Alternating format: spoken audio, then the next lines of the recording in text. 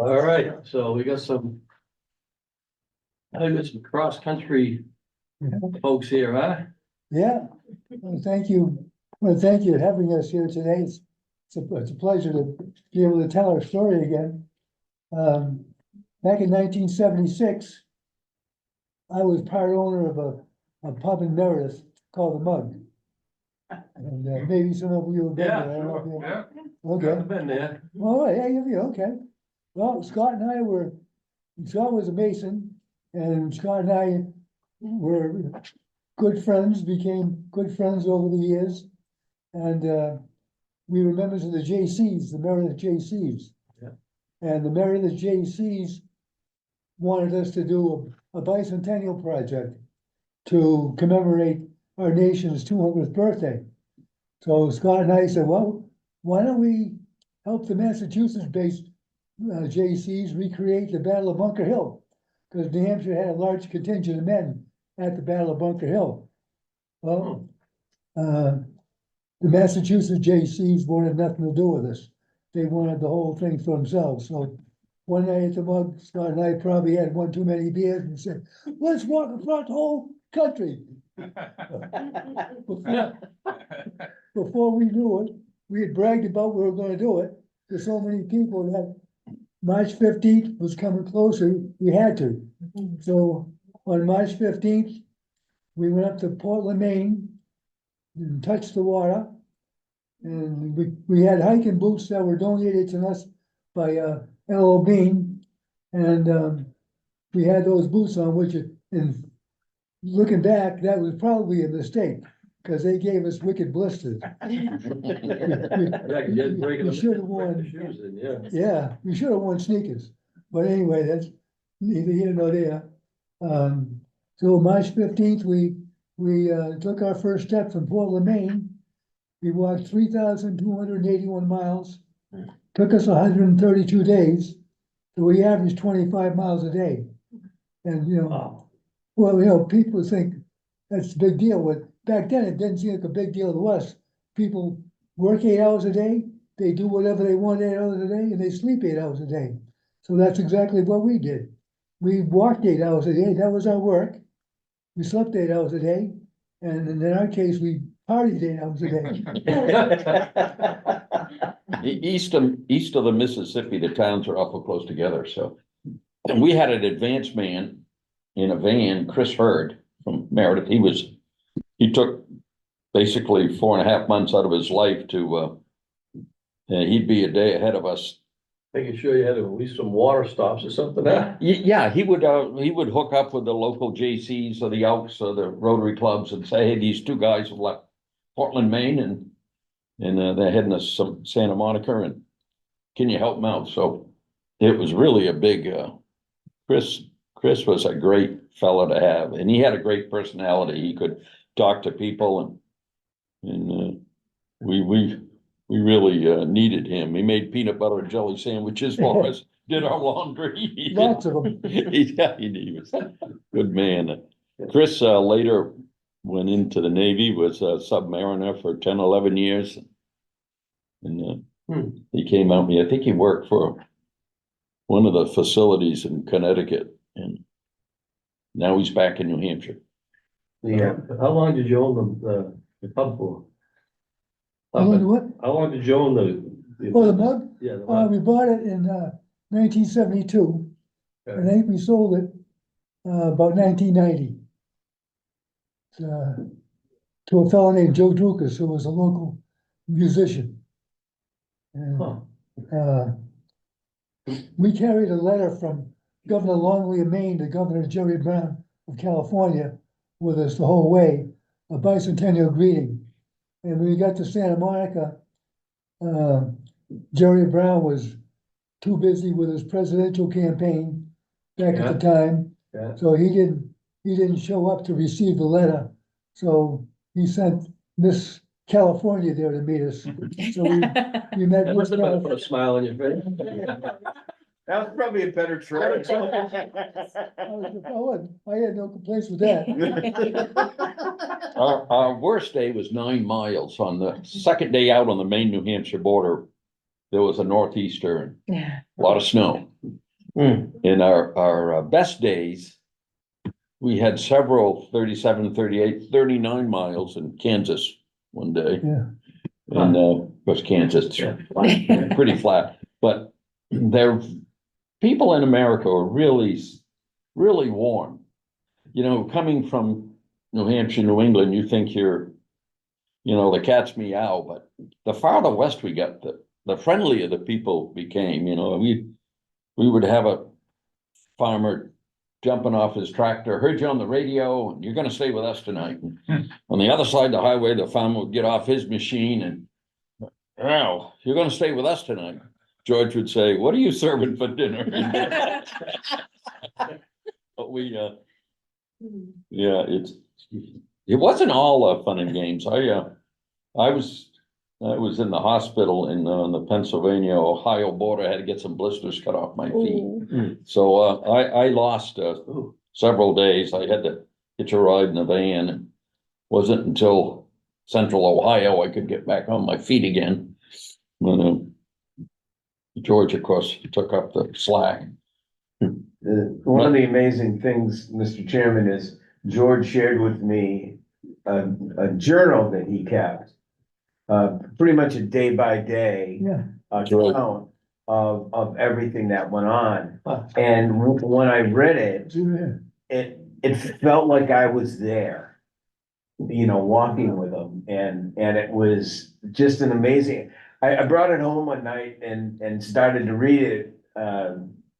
My wife went to bed early and I said, she said, I'm gonna stop. I couldn't put it down because I felt like I was there every day that you guys did something. You know, I knew about your time in the hospital. I knew about your time in the van when George was, you know, moving around alone and all the people that George had everybody's name, who put you up, what you ate for dinner that night.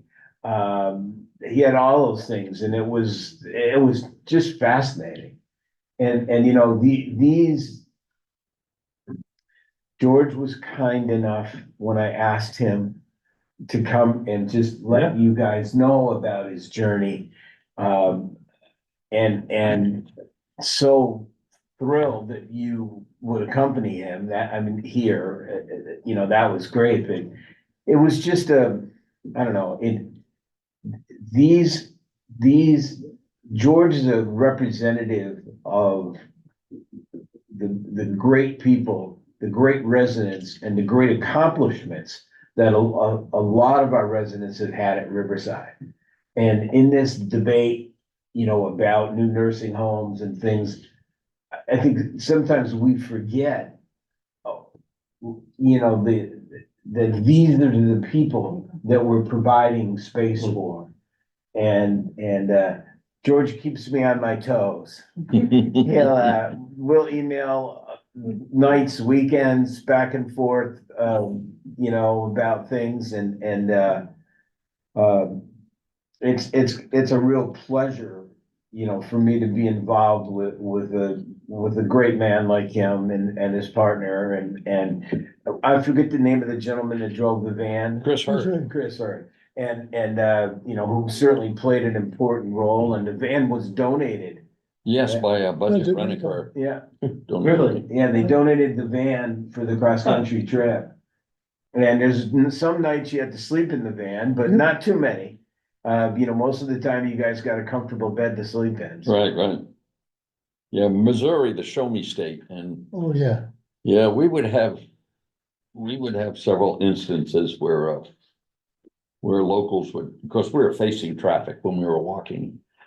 But several locals would come up, hey, you want to ride? And we'd decline it for us. And 3 miles later, we'd see him sitting on the front porch of the country store down the road. You know, they had to be shown that, man, we're walking. He said, come on, we'll give you a ride. We won't tell anybody. And you guys ate more steaks than it seemed like every other meal was a steak at somebody's house. Yeah, and that was kind of tough because, I mean, every town wanted to give us celebration, and you couldn't walk 25 miles the next day after that. You had to, sometimes we would have to avoid the towns just to get some good night's sleep. And sometimes you guys were up to 2 or 3 in the morning, perhaps, My brother Rick, vibing a little. my brother Rick was working in Ames, Iowa, so when we crossed the Mississippi in Quincy, he came down to walk with us for a few days, bought a big bottle of champagne when we crossed. You remember that? Yeah, oh, yeah. And, yeah, that was a fun weekend. Also in Missouri, then they had a lot of cattle mutilations going on then. You remember that, all that UFO stuff? That was kind of. Yeah. Yeah, Never solved it. well, I'd have difficulty flying across the country, never mind walking. You know? My wife just retired after 34 years with the town of Holderness, and so we drove across the country 7 weeks. We just got back a week ago. And, you couldn't convince her to walk again? Can I ask a question? yes. Did you gentlemen do any training for it, or did you just say Not enough, because I was my father was a stonemason, so I was Pretty good shape. pretty good shape. Yeah, sure. When I was 22 years old. Yeah. Mm. I asked because my wife and I are gonna do a walk, and it's nowhere near that, and we've been training for a while, and it's quite a bit. Where are you so walking? It's called the Mammoth March. It's down in Hingham, Mass. It's a 20-mile walk that you have to do in 8 hours. If you guys are crushing 25, 30 miles in 8 hours, I'm feeling pretty comfortable about that, but you know, we walked, I don't know, 13 miles last weekend, and that was a lot. I can only imagine doing You do that it every one day. day and then waking up and being like, yeah, let's do that again. That's some the toughest- intestinal fortitude right there. I think the toughest hike was Hogback Mountain, Vermont, I remember that, yeah. over Route 9. That was a son of a gun. Mm. It was nasty weather too, years later. Yes. By the time we got to the Rockies, we were in pretty good shape. Sure. Wolf Creek Pass was pretty easy. Now, this journal, are any of us allowed to read that journal? We'll make a copy of Because I yours. would love to read that. Yeah. Because you offered for us to, make a copy. Well, I have one right here if you want this. Okay, is that a copy? Yeah, Okay, I've got a spare. okay. Yeah. You'll really appreciate that journal. It is great fun. I would hear Ray giggling from the other room and I'd say, what are you laughing at? Well, he's gonna tell me the story about where they were on this night, what you were drinking or doing. Well, before we depart, I'd like to share with you a blue ribbon eulogy from the White Mountain Toastmasters. Would you like to hear it? Love it. I have to stand up for it. Okay. I'm looking it up. I have stood before you in frolic and fun, but you can fold up your smiles and store them away, for you'll hear no humor from me today. With a heavy heart, I come to lament the loss of a dear and trusted friend, of an individual of high and mighty character, one who never spoke a word but filled volumes, one who never took a step but walked with giants. That trusted friend was New Hampshire's first citizen, guardian of the White Mountains, the Great Stone Face.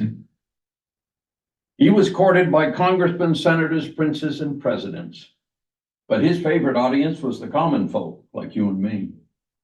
He was always up there letting us know that we should carry on and bear the burden.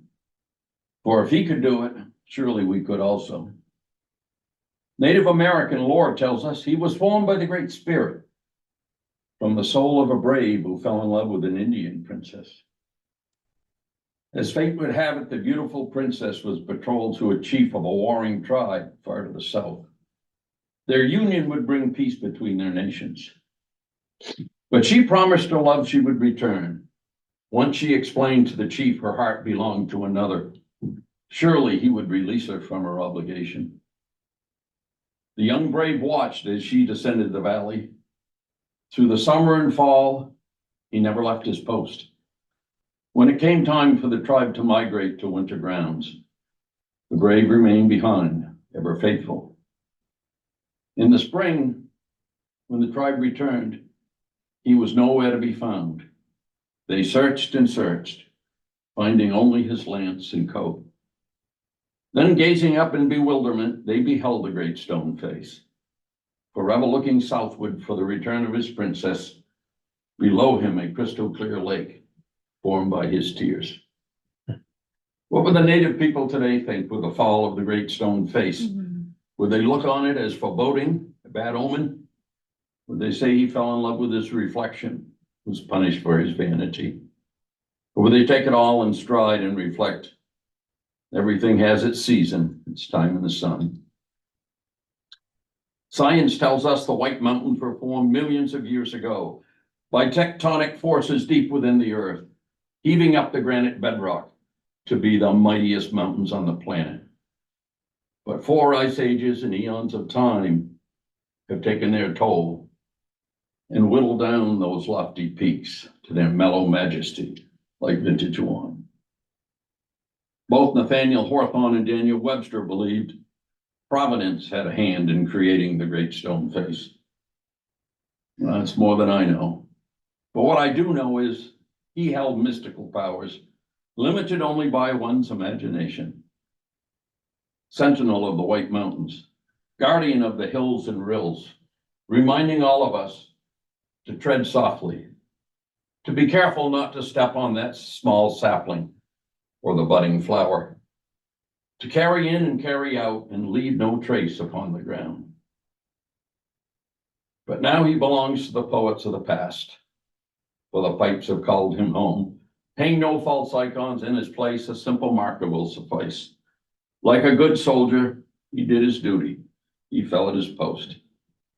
Now it is up to us to carry on the work he so nobly stood for, so his legend will grow, and we will remember to carry in and carry out and leave no trace upon the ground. So rest in peace, old friend, for a job well done. We sure do miss you. Thank you.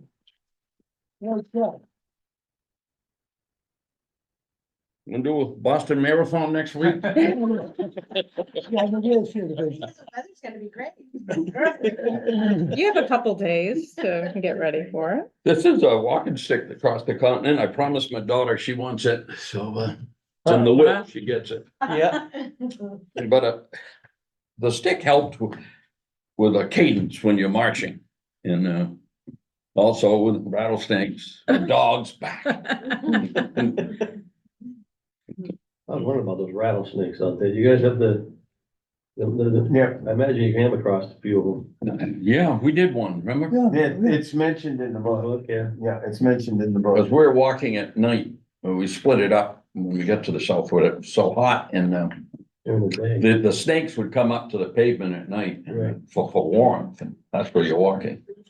Plus there were a lot of folks that would leave the reservation because you couldn't buy hard booze on the reservation, and they'd go to Durango or Cortez to buy liquor, and they'd play tag with no headlights on, and pretty scary there for a while, wasn't it, George? Oh, yeah.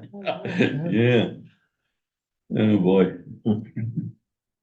Well, gentlemen, Yeah. we can't thank you enough for coming in and sharing that with us. Thank you. And George, you keeping me on my toes. Oh, yeah, will do. We get good things accomplished with that, I think. Yep.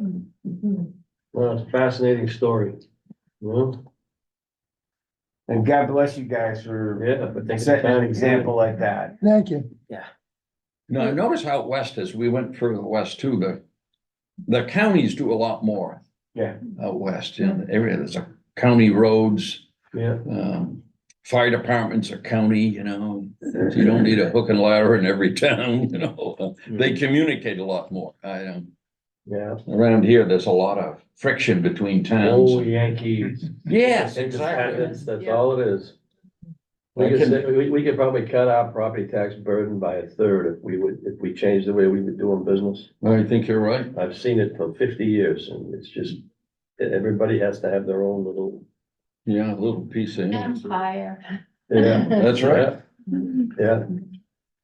But that's the, you know, it's the Yankee way, everybody wants their own deal, so.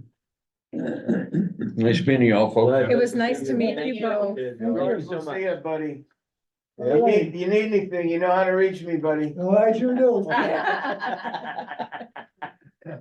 I think I understand now why you're in that wheelchair, all that walking for crying out loud. What I can do is scan it, I can Yeah. email it. Perfect. I'll tell you, it is fascinating. It is fascinating.